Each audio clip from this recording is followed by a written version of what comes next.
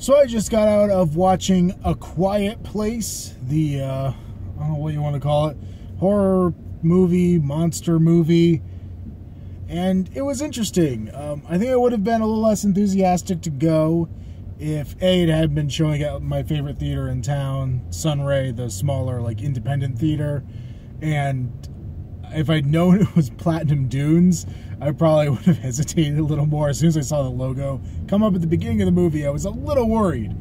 But without going into like spoilers or anything, I will say I think it was enjoyable.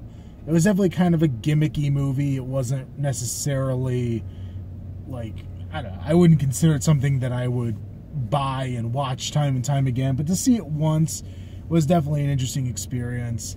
I'm torn whether to recommend seeing it in a theater or seeing it at home, because at the beginning of the movie, I guess to go into the basic premise, there are these creatures that hunt and kill people based solely on sound. So even the smallest noise can set them off, let them know where you are, and they come and attack you. So the movie plays on this by being very, very quiet for most of the film. People rarely ever talk in it. There's very little sound, and the music is pretty minimal as well. In a lot of places, it's gone completely. So it really like sucks you into their world of pretty much silence.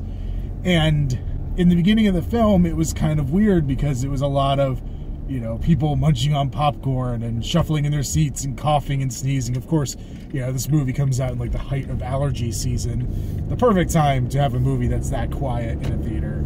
So that was kind of bad. But then when there were moments where people would react and, you know, be into the movie, it was really cool. It was neat to just have like the whole audience break together in a weird way. Like everybody was giving up the silence that was, you know, right there with the characters in the movie, and, you know, people yelled and whatever. I actually had some people in my audience that the first time I think it was actually just one dude, but it sounded like he had some friends kind of egging him on. But like the first time he reacted, it was funny and it felt genuine that he was just reacting. But I think then he decided he wanted to be the center of attention, and he kept talking.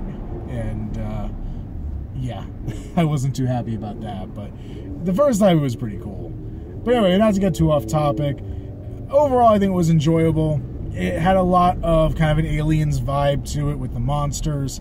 I don't think the monsters were particularly well defined outside of the characteristic they gave it of that they hunt sound. There's really not much about them, which I guess kind of plays on the mystery. But yeah, I don't know. It didn't quite work for me. I would have rather known a little more about the monsters just to enrich what was going on. But it did kind of have a I Am Legend, Last Man on Earth kind of vibe. Last Man on Earth, like the Vincent Price movie that is based on I Am Legend.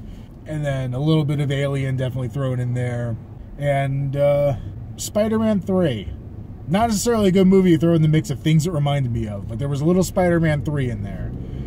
So that's a little disturbing. So judge that how you may, but I think it's worth seeing. I think if you could see it in a theater that's generally kind of respectful, and this being an independent theater, I think people usually are, except for tonight, but for the most part, you know, you don't have people with their cell phones going off and things like that like you would at kind of a normal theater. I think it's worth seeing theatrically and getting that kind of group catharsis going on. But if you can't have that kind of nice experience where people are going to be quiet when they need to be quiet, watch it at home, rent it. Alright, another day, back in the car again.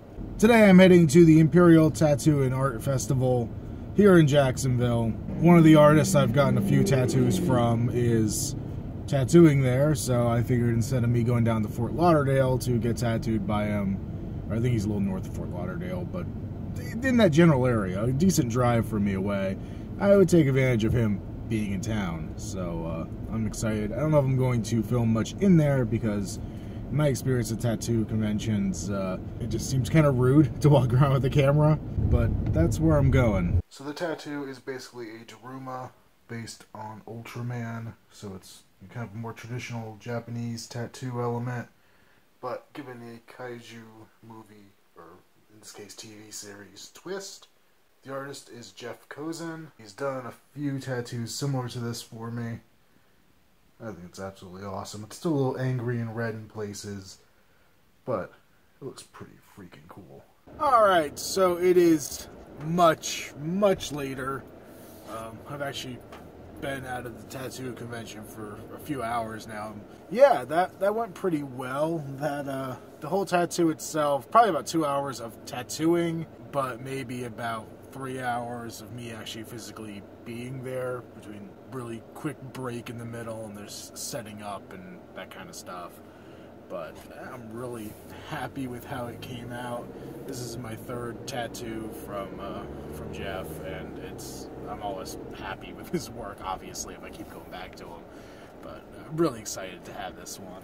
The other two he's done for me, the first one he did was a Godzilla kind of Oni Hanya mask type thing on my leg, and then he did basically a King Caesar from Godzilla vs. Mechagodzilla as a foo dog on my knee.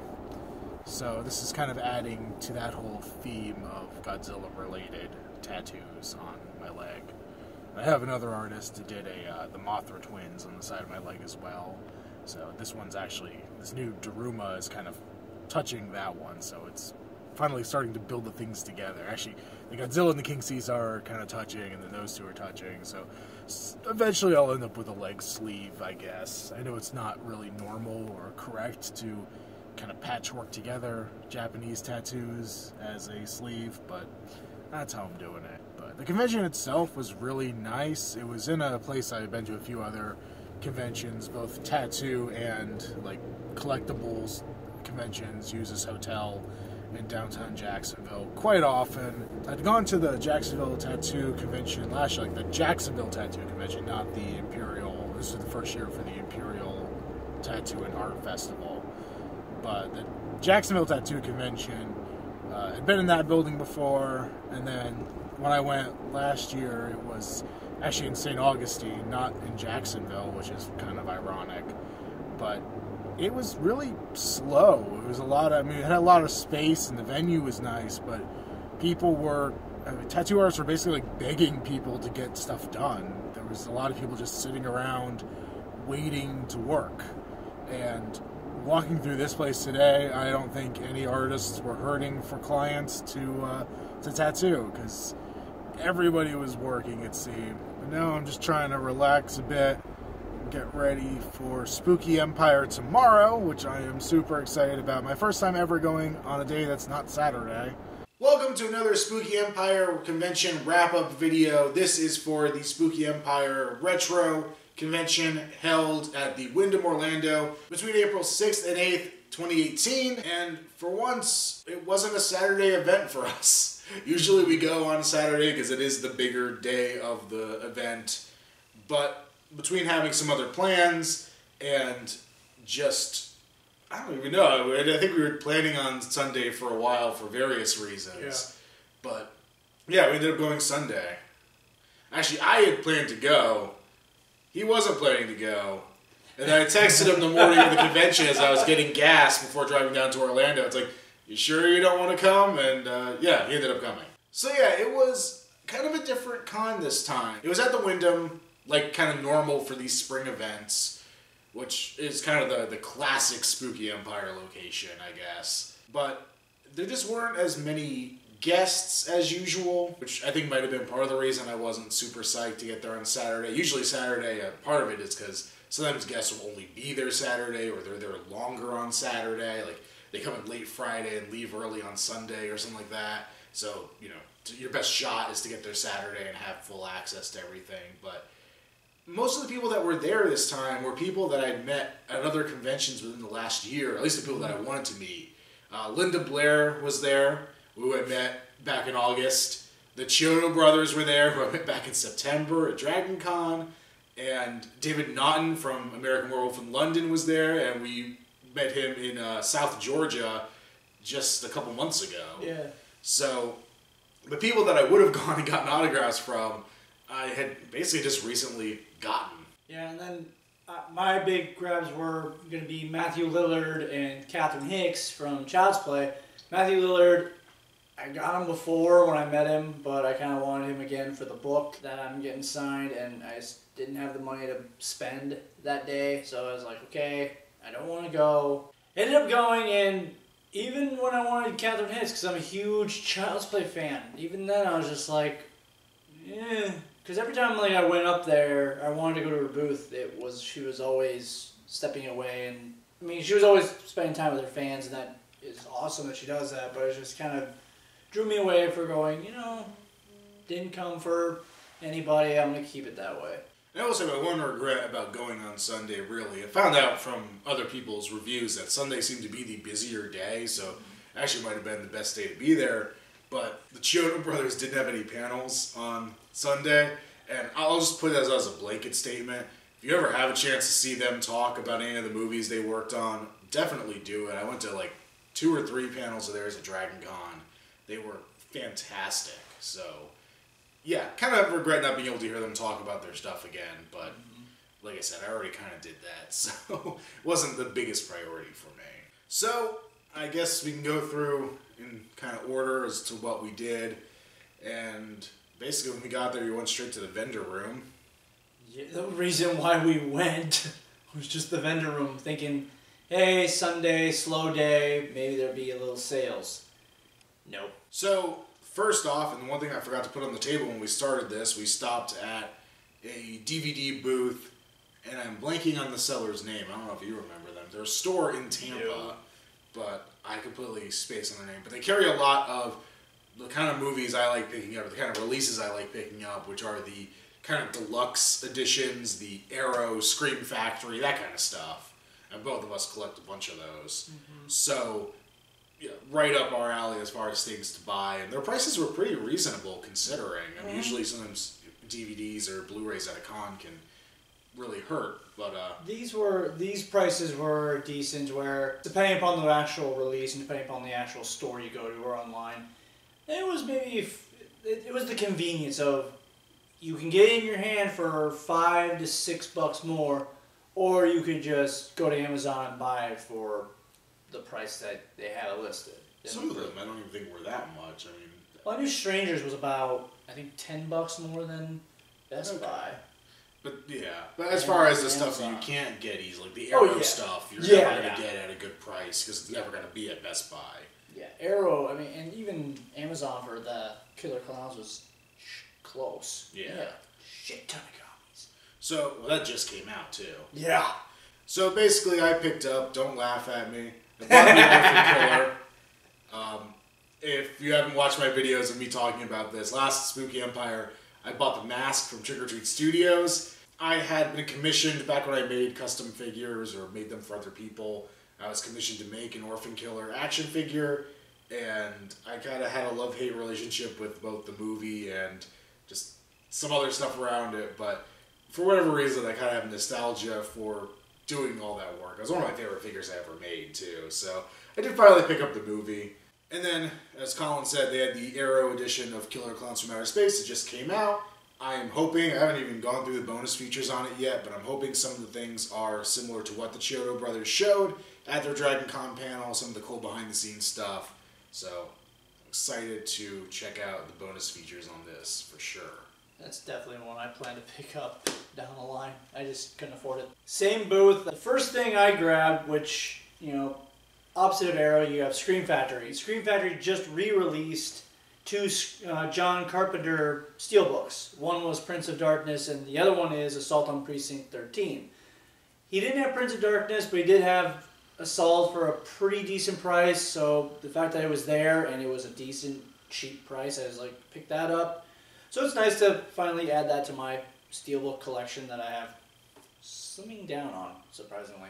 But you had the last 3 Carpenter ones they released about, what, a year ago or so? Yeah, it's gotta be about a year now. I like that Scream Factory is at least keeping it to a director, so that's it's all similar. Well, I know they do some other ones, but they're keeping pretty on track with the Carpenter thing. Yeah.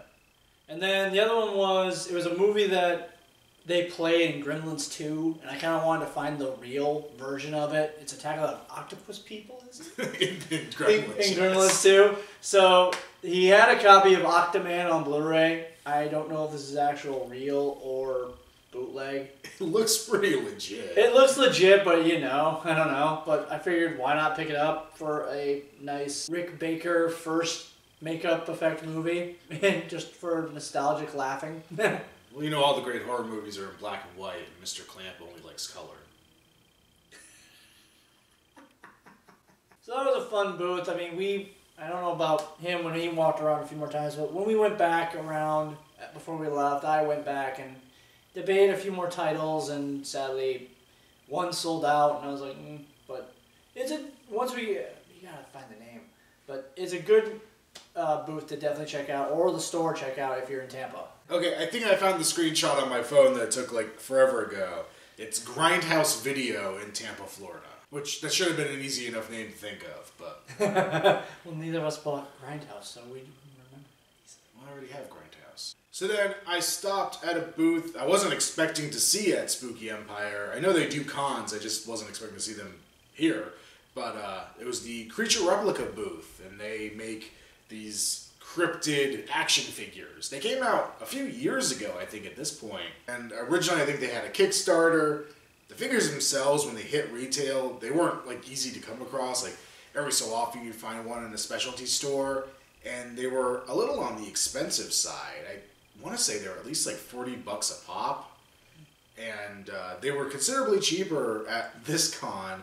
So I picked up two of the ones I was missing: the Louisiana Rougarou, which sounds like some Scooby-Doo would shout when you step on his tail, and then the Yeti, which is one of my favorite battle bots as well as one of my favorite cryptids. Nobody will get that joke, but whatever. But it was kind of cool. Like, I was excited to get them. They're a much more reasonable price than they used to be. The packaging changed. It used to be kind of that Diamond Select clamshell packaging, and they had them in these kind of black collector-y looking boxes. I got a little more excited than I should have been. They are just empty boxes, and the figures are just wrapped in like foam or packing material. So they're not like, there's not like a little clamshell inside of here, which would have made it really cool, but whatever, I don't care about the boxes too much anyway.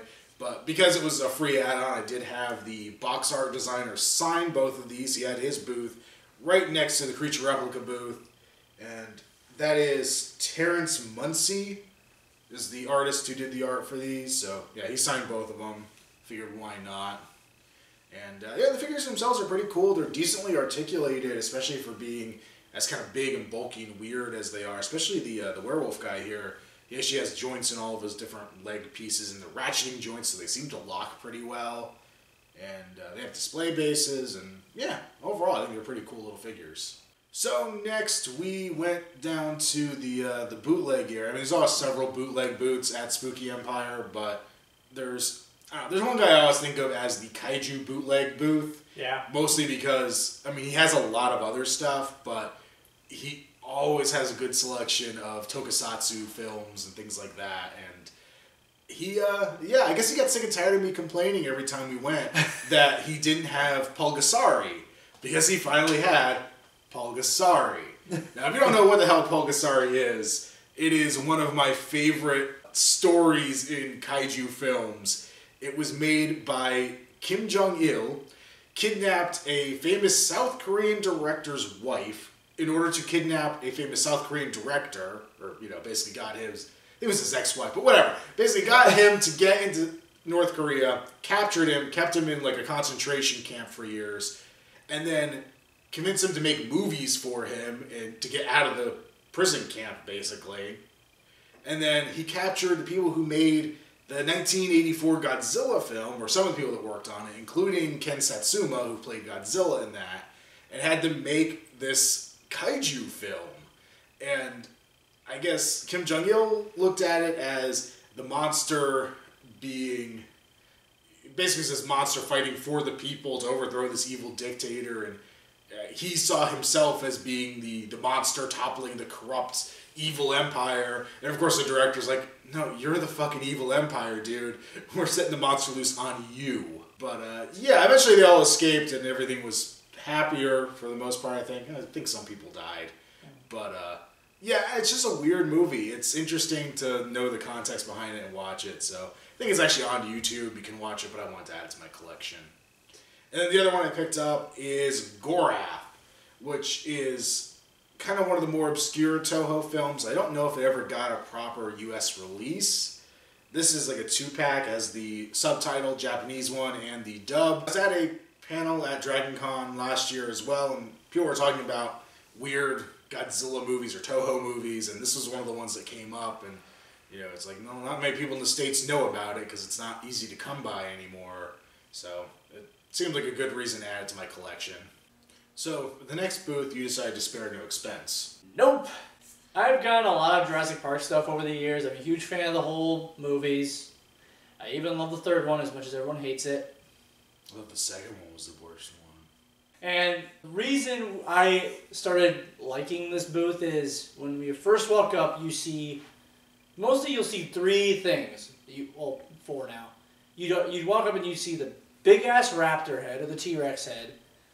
Then you'd see Jaws with the tank in its mouth. And then you'd see a stand that has a bunch of the John Hammond canes. And I always would hit the booth after I spent all my money getting gas or in other vendor booths, and I always like, oh, I could never make it enough money, and every time I budget to pick one of these up, it never works out. Finally, I'm happy that didn't care about getting any gas, didn't care about movies or anything. This was my main grab for the convention, and it is very, very well done. I like it. And sadly, it does say, you know, you can't use it as a weight bearing, which I'm sure if I ever start limping, I will still use this as a cane until it breaks or kills me.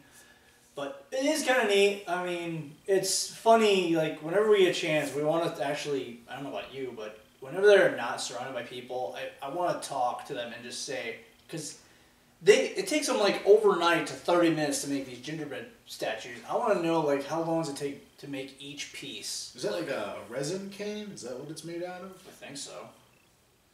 Obviously, that must be resin. Yeah. And then there's a little sticker of the mosquito, which I really didn't... Is it a sticker? Oh, yeah. Wow. It looks real from the side. I know. I thought they really got one. That's I know. cool. It looks really neat because you look at the side, you see it, and it's like, oh, it's a cool mosquito. It's like maybe it's a little real one or something. But then when you turn to the side, it literally is just a flat piece of picture or paper. So there you go, folks. It's a vegan John Hammond cane. Actually, I don't know. Resin, for all I know, probably has like horse tongues in it, but whatever. But I've always wanted to pick one up, and I finally have, and it's just, it was the reason I went to the convention, and I spared no expense getting this awesome item. So I gave in and bought another gingerbread man from them. When I went, I guess it was a couple of years ago now, they had just kind of started with these. It was right after Krampus came out. I have the normal one that's just angry gingerbread man with a stabby candy cane. But they've upgraded. They've done 2 new versions along with that existing one. They have one where it's on fire with a stabby candy cane. You need to pick that one up. I probably will at some point. And they have this one that has a knife sticking out of his chest. I love it. It's actually like, when they had the original one there, I was like, man, it would be cool if I had one I could stick on the fridge with the knife. And yeah, it's the same thing. It's like a soft foam. And then the knife, I can't tell. It feels like it might be resin or something. It's definitely not actually sharp. It's clearly not metal, but it looks pretty damn good. Mm-hmm. And the detail on the gingerbread man's pretty solid. On the back, he does have a little hook, so I guess you could get like a nail or a thumbtack and put him on your wall and just have him look like he was implanted in the wall. But in the movie, I always think of him being stuck to the fridge, so I am probably going to try to get some magnets. There's some carved out sections on it, almost looking like they were intended for that. So I'm going to try to like just put a magnet in here and stick him up on my fridge and let him be a slaughtered gingerbread man. And that will not be a Christmas decoration. It will just be a year-round dead gingerbread man. Yeah, when we walked up to the booth, like, we're coming in from one side, we see the canes, we see the T-Rex and the Demogorgon. Oh yeah, they do have the Demogorgon, yeah. Yeah. And also we turn, and we're used to seeing those little gingerbread. He always thinks about buying another one.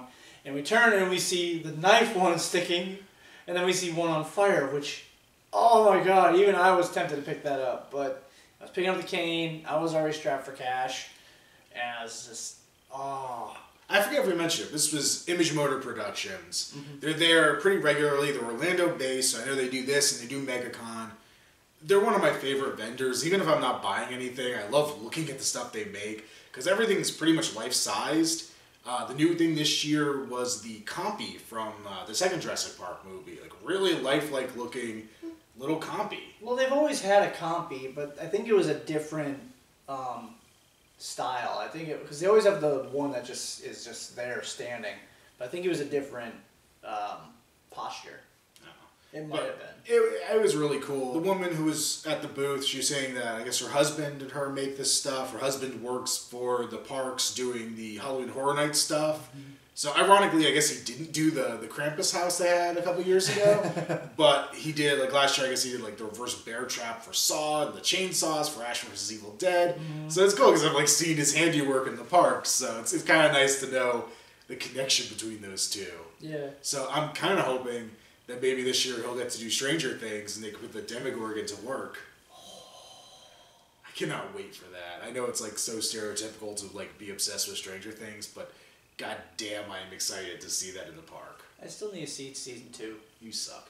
But so I guess that's it for the vendor room for us. So the last thing is I finally broke down and got an autograph that I kind of think about getting every time I'm at Spooky because he's always there. Alex Vincent from Child's Play, and now the new movies as well. Yeah, he's always at Spooky. I guess he must live around here is my assumption. But I got him to sign a thing. I'll eventually get it framed up on the wall. I've been slacking this week, so I didn't actually get a frame for it like I normally do. But yeah, he signed it to me, Phil, and then wrote "How's it hanging," which is his favorite quote from part 2 to annoy me with. So that seemed appropriate. He said it's the first time he'd ever signed that on anything. So that's, I was happy I did it because that's a nice little thing to add to the collection. Well, you went up thinking you wanted to get the photo of both of them, and I mean, kind of like because I was gonna go get Catherine Hicks as well, and you were thinking, well, might as well get. You don't have Alex, so might as well get one for both of them. But sadly, and I think it's a lot of production photo, unless you literally like go online or go and watch the movie and take a photo and get it printed. I don't think there's a lot of publicity photos of all 3 of them, like a Chucky, Andy, and Mom photo. So I think then you decided against it because it was the one good one they had. Andy was like barely in it. Yeah, the only one that was from like a movie still was mostly Catherine Hicks with the Chucky doll and like Vincent's nose in the corner of the screen. Yeah. There was like one that was like a publicity shot that first of all was vertical, which I'm trying to avoid because it drives me nuts mounting those with all the other ones. And then it was I don't know, it was like a posed photo and it didn't look horror related. Oh, like if you didn't know what it was, it was just a happy good guy doll. The mom and kid one that you see all over. So it just wasn't like it just didn't feel like it fit with the rest of my photos. So they didn't even have the one with her holding the Chucky doll like this. I think they did. Oh. But I was really only paying attention to the ones with 3 people in it. Yeah. So. But I was trying to find even a backup one for you.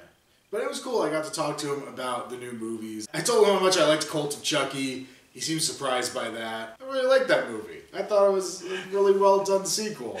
And when you're this far into any slasher series, that's not a bad outing. No. And I don't know. I like the fact that he's back in the movies. So after that was most of the main attractions at Spooky. The last thing we did was, well, we kind of did a last tour before we left, but the last thing we really did was go to a panel with Rico Browning, who was the swimming version of the creature from the Black Lagoon from all 3 of the original Universal movies. And that was definitely an interesting panel. Dude's like 88 years old, his daughter comes with him and basically is his handler. Well, I mean... No, it's understandable why you have a family member when you're that old. It's like, do you really want to deal with just someone at the convention? I mean, I guess that's what Nakajima did as well, wasn't it? He had his daughter. I think it was his daughter. But yeah, like, that was an interesting panel. I feel like there wasn't much about Creature in it. It was a lot about his other career. I didn't know how much he did, how much he directed. And it was nice. It was like, because it was, first off, there's a Matthew Lillard panel that exits out, and that's 5 minutes to the whole freaking place was full of people. And then you get to 2 rows for Rico. So we were thinking, okay, all these are going to be die-hard Creature questions that you hear every time, period. But I think all the questions were just, I mean, I think only one was one of the regular ones you get, but everyone was just like, they asked about influences of it. Shape of Water was a really good one that people kept bringing up about if he liked it or if he saw it. Apparently he's working with Guillermo, so that's awesome. And then a lot of people were talking about how he swam and how his kids swimming and directing and Lassie, Flipper. Well, he didn't make Lassie. He ripped Lassie off to make Flipper. He ripped Lassie off to make Flipper. That was a cool story. He directed the water scenes for one of the James Bond's movies. Like Thunderball or something like that. Yeah.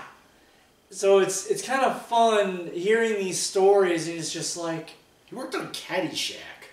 Yeah. That was one I did not see coming. I was like, wait, what? But it was fun listening to these where you did not even know. I mean, even if you look it up, you're just like, oh, guy creature. But during the con, and sadly, you should realize this when you look at him and you hear he's 88 years old. I don't know if there was a hearing issue or maybe he just didn't, maybe the wording of the question didn't come out right. But towards the end of the panel, he started repeating the same answers. I would have to think, though. I mean, he probably does enough of these that he kind of does have, like, canned answers for some things. Yeah. And he probably just... you can tell he couldn't hear the question. Yeah. His daughter was reiterating. And then his daughter was kind of directing him a little bit as well. Like, if the question was kind of way too vague or open-ended, it was kind of like, well, tell him about this. Tell him this story. Mm-hmm. And, I mean, I understand because of the panel. I understand because of his age. But it's just like... It could have been nothing. It could have been a huge hearing issue on his case, or the mic just sucked. But you hear that and you just go, uh-oh. You just have that bad thought in the back of your head going, oh, please survive another year. The last few panels I've gone to at Spooky, I normally don't do the panels. I don't really have too many other things to do to really make time for them. But the last few I've done, it feels like I've been the Japanese actor. So it's really weird to hear a panel where it's an hour of content and not half an hour of content and half an hour of translating. How often now do you ever get to hear a classic Universal monster talk about their career? Whether it has to do with the Universal movies or not. Like, yeah. You know, all the other ones are gone. He's basically the last of that set. I know Creature came decades after the other ones, but he's still in that set of classic Universal horror. So anytime I have a chance to get something signed from him or meet him or hear him talk, I try to take advantage of it because soon it's not going to be a thing. He sells those collared polo shirts that have the creature on it. Some have writing, some don't, and I keep on telling myself I want to buy one just because it's a horror shirt that's also a collared shirt you can wear formally. When you go to the country club, but you also want to slaughter people. It's just like, it's like Rico's starting to be like Kane Hodder to me, where it's like, I want to think of something just so I can go up and just meet him and talk to him again. Just because there is going to be that day where you're going to go on Facebook and you're going to read that the last classic monster guy has passed. And then you get to hear all the people that have never seen the movie talk about how much they love it. I loved him in Shape of Water. But yes, that was basically our Spooky Empire. Like I said, we did another tour through. We went through basically the panel exited out into the tattoo area of the convention. That was the most packed area of the whole thing. Oh yeah. That was definitely buzzing. It had its own room this time. Last time, I guess they had the two vendor rooms. So they had the main vendor room, and then this little back area was also a vendor room. And this time it was all tattoos in that back room. And even the main vendor room was a little spread out. Like, it's normally a lot more claustrophobic. And also, I realized part of the reason it probably wasn't as claustrophobic, it wasn't nearly as much cosplay this time. I didn't see a lot of costumes. And even some videos I watched of, like, Saturday, which, you know, maybe that's the bigger day for them. I didn't see much. Even, I think the biggest cosplays I saw, I think, were just groups. And, I mean, if you go to Spooky Empire, you know it, but it's that one guy that's in the wheelchair, the motorized wheelchair, and he always has these over-the-top, badass cosplays for that wheelchair. Like, his was the biggest I saw. I don't remember what it was. I mean, it was awesome, because it always is. But Yeah. I don't remember what it was. Sometimes it's not anything. Sometimes it's just like, okay, that's creepy looking. Yeah, I think that was Sunday, because I think depending upon what it is, I think he does change it up daily. But yeah, so that was what Spooky was this time. I feel like I'm a little let down as to what it was because it was smaller than normal, but I still had fun. I still got to do the things that I wanted to do. There's certain things like you can only really do at Spooky Empire, like the Image Motor thing. They only are ever at a couple cons, so it was cool to get to go to their booth. It was cool to see some of the vendors that we see over and over. You got to give some guy crap about being in special features on the Crazies Blu-ray. If you know Lawrence, I don't know his last name, but you know him as he's the bootleg guy. He's always in the corner. He's always has the Dead Walk newspaper. You know him if you saw his booth. They actually got him to do a special feature on the new Arrow Crazies edition, and I haven't seen it. I haven't picked it up yet, but it was kind of neat to talk to him about being in Arrow special features thing and being known for that. I wonder if anybody knew or saw. So it was kind of fun to just talk to him about that, you know. I was bummed. I saw the guy from View from the Cheap Seats while we were going through the vendor room, and I've seen him at other cons. I also end up in like the backgrounds of his videos, and I went to go like, I don't know, say something to him just because. Why the hell not? I guess. And I swear he vanished in the middle of the floor. Like I do not know where he went, but he's like a tall guy, so I don't know. It's like, how the hell do you hide? It was fun. Like when you go and you see a booth like Image Motors, you like that stuff, and to me, that is something. That's a booth that I want to. I'll wait. I'll wait 6 months. I'll wait a year to meet them. Which you do have an Etsy store, so you don't have to, but yeah. But some of the stuff that I like, I just feel, plus my recent history with the mail, if I ordered it, I would get one package of one piece and then 3 packages of the other piece that the mail or something fucked up. It's like, I want to be there, and I want to, it's like when you buy something from them, you get to talking about like, oh, how did this get made, or what drew them to want to do that. It's like, that's what you want to do. It's like, you could, I mean, if you want to buy online, hey, go for it. Hey, support them. But you lose that fun talking with some of the booths. I mean, there's some booth people that just go, give me money, leave. But there's definitely, more than not, it's people who want to talk. I mean, you're doing this because you love the same crap. Yeah. I mean, that is the fun of the whole thing, is you're surrounded by people that love the same stupid shit you do.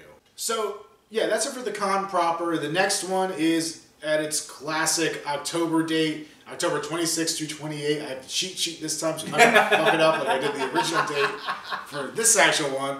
So this next one's going to be at the Caribe, I guess, Royal Orlando, which is on, I think it's out by iDrive. I looked it up. It is a much fancier hotel than the ones they've done in the past. I'm assuming this must have its own convention center, kind of like the one that they had last year's con in. But apparently it is kind of pinky up as far as the hotel rooms go. So, yeah. So yeah, I'm excited for that one. I'm always excited. We know no details. The picture on the flyer is of a plank of wood with some trees and a moon. So I don't think that has anything to do with anything. But I'm excited. I can't wait to see what gets announced and what happens. And Petey and his crew are probably going to push to make it a badass event like always. But yeah, so kind of on the short side this time. I'm sure we've rambled on long enough that it doesn't feel like that. But still a fun trip. Still excited for the next time I get to go do it. What's the next cons that you're going to be doing? Next one for me might be Florida SuperCon in Fort Lauderdale. That's usually, I think, in like August. That's only if a robot tournament is happening at that con. We had one last year. It was a lot of fun. I'm hoping it happens again this time. But everybody who would organize that is at BattleBots right now. So they're kind of preoccupied and haven't announced anything. And then for sure, Dragon Con in September. I have nothing until October. We'll probably do Spooky, unless my work allows me to actually go and travel to Crypticon this year. Otherwise, which is the same weekend as Spooky, so either Crypticon or Spooky, I'll be doing one of them. So now that we're just rambling and not making any actual sense, I'm going to call it quits at this point. So I'll see you guys next time.